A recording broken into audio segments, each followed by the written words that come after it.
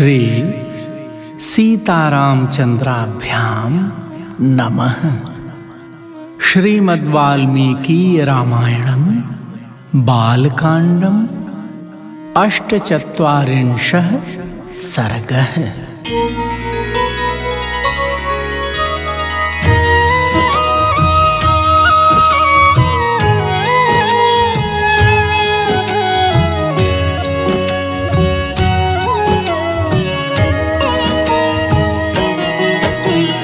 पृष्ट्वा तु कुशलं तत्र परस्पर समागमे कथान्ते सुमतिर्वाक्यं व्याजहार महामुनिम्।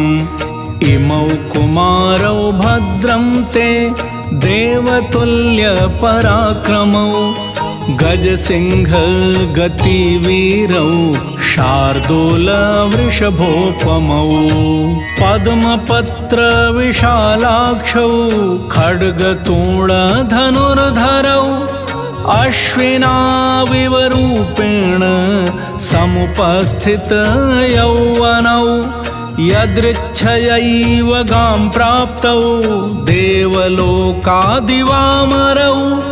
कथं पद्भ्यामिह प्राप्तौ किमर्थं कस्य वामुने भूषयन्ताविमं देशं चन्द्रसूर्याविवाम्बरं परस्परेण सदृशौ प्रमाणेऽङ्गितचेष्टितैः किमर्थं च नरश्रेष्ठौ सम्प्राप्तौ दुर्गमे पथि वरायुधधरौ वीरौ श्रोतुमिच्छामि तत्त्वतः।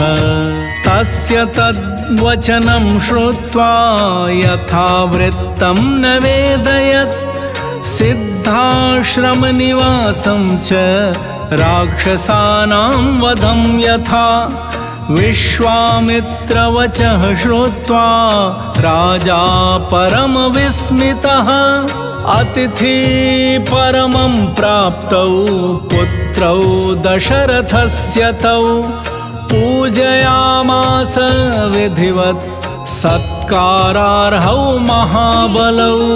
ततः परम सत्कारं सुमतेः प्राप्य राघवौ पुष्य तत्र निशामेकां जगमतुर्मिथिलां ततः।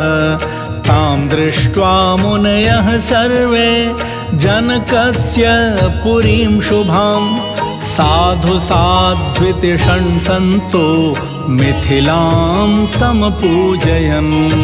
मिथिलोपवने तत्र आश्रमं दृश्य राघवः पुराणं निर्जनं रम्यं पप्रच्छ मुनिपुङ्गवम्।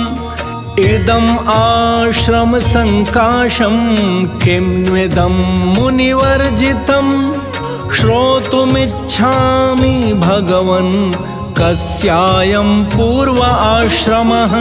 तच्छ्रुत्वा राघवेणोक्तं वाक्यं वाक्यविशारदः प्रत्युवाच महातेजा विश्वामित्रो महामुनिः हन्त ते कथयिष्यामि शृणु तत्त्वेन राघव।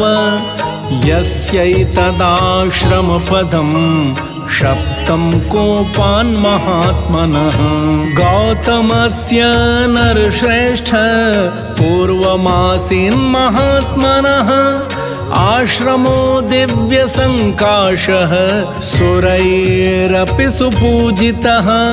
स चात्र तप आतिष्ठत् अहल्या सहितः पुरा वर्षपूगान्यनेकानि राजपुत्र महायशः। तस्यान्तरं विदित्वा च सहस्राक्षः शचीपतिः मुनिवेशधरो भूत्वा अहल्यामिदमब्रवीत्। ऋतुकालं प्रतीक्षन्ते नार्थिनः सुसमाहिते संगमं त्वहमिच्छामि त्वया सह सुमध्यमे। मुनिवेशं सहस्राक्षं विज्ञाय रघुनन्दन मतिं चकार दुर्मेधा देवराज कुतूहलात्।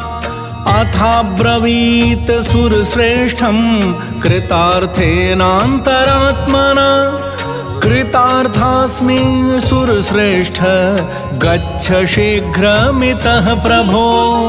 आत्मानं मां च देवेश सर्वथा रक्ष गौतमात्। इन्द्रस्तु प्रहसन् वाक्यम् अहल्यामिदमब्रवीत्। शुश्रोणि परितुष्टोऽस्मि गमिष्यामि यथा गतम्। एवं संगम्य तु तदा निश्चक्रामोटजाततः। ससम्भ्रमात्वरन् राम शङ्कितो गौतमं प्रति। गौतमं स ददर्शाथ प्रविशन्तं महामुनिं। देवदानवदुर्धर्षं तपोबलसमन्वितं तीर्थोदक परिक्लिन्नं दीप्यमानमिवानलम्। गृहीतसमिधं तत्र सकुशं मुनिपुङ्गवम्। दृष्ट्वा स्वरपतिः त्रस्तो विषण्णवदनोऽभवत्। अथ दृष्ट्वा सहस्राक्षं मुनिवेशधरं मुनिः। दुर्वृत्तं वृत्तसम्पन्नो रोषाद्वचनम् अब्रवीत्। मम रूपं समास्थाय कृतवानसि दुर्मते। आकर्तव्यमिदं यस्मात् विफलस्त्वं भविष्यसि। गौतमेनैव मुक्तस्य सुरोषेण महात्मना। पेततुर्वृषणौ भूमौ सहस्राक्षस्य तत्क्षणात्। तथा शप्त्वा च वैशक्रं भार्यामपि च शप्तवान्। इह वर्षसहस्राणि बहूनि निवसिष्यसि। वातभक्षा निराहारा तप्यन्ति भस्मशायिनी। अदृश्या सर्वभूतानाम् आश्रमेऽस्मिन् वसिष्यसि। यदा त्वेतद्वनं घोरं रामो दशरथात्मजः आगमिष्यति दुर्धर्षः तदा पूता भविष्यसि। तस्यातिथ्येन दुर्वृत्ते लोभमोहविवर्जिता।